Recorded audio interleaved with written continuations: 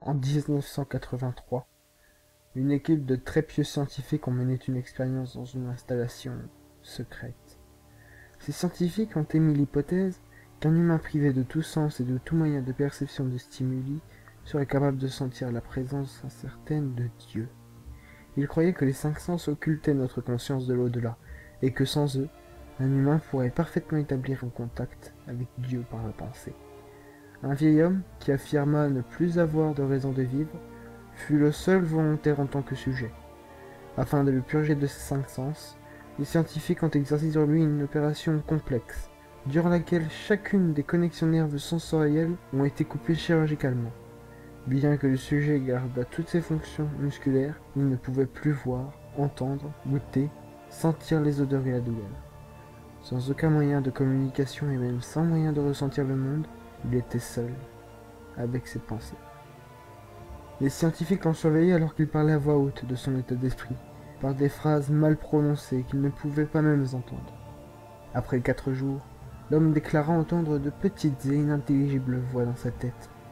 Supposant qu'il s'agissait d'un début de psychose, les scientifiques ne firent pas plus attention au problème de l'homme. 2 jours plus tard, l'homme hurla qu'il pouvait entendre sa femme décédée lui parler, et même qu'il pouvait lui répondre.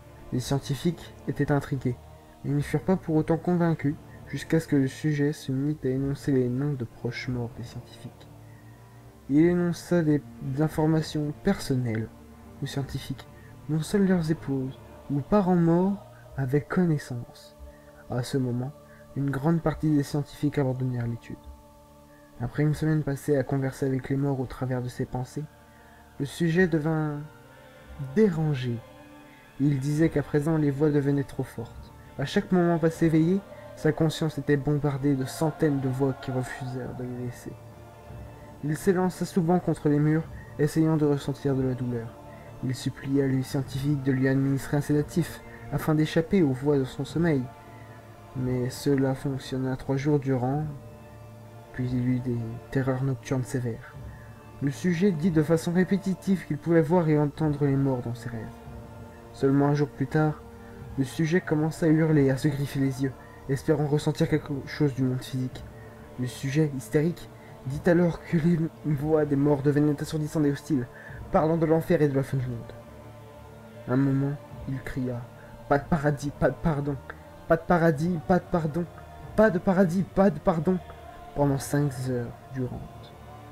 Il continua de supplier d'être euthanasié, mais les scientifiques étaient convaincus qu'il était sur le point d'établir un contact avec Dieu. Après un autre jour, le sujet ne pouvait plus prononcer de phrases cohérentes. Apparemment fou, il commença à s'arracher des morceaux de chair de son bras. Les scientifiques foncèrent dans la chambre de test et l'attachèrent à une table afin qu'il ne se suicide pas. Après quelques heures passées attachées, le sujet interrompit sa lutte et ses cris.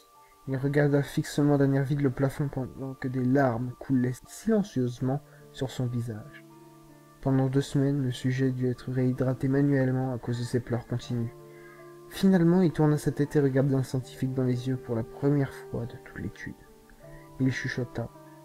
« J'ai parlé avec Dieu, et il nous a abandonnés. » Puis ses signes vitaux se stoppèrent. Il n'y avait apparemment aucune cause de mort.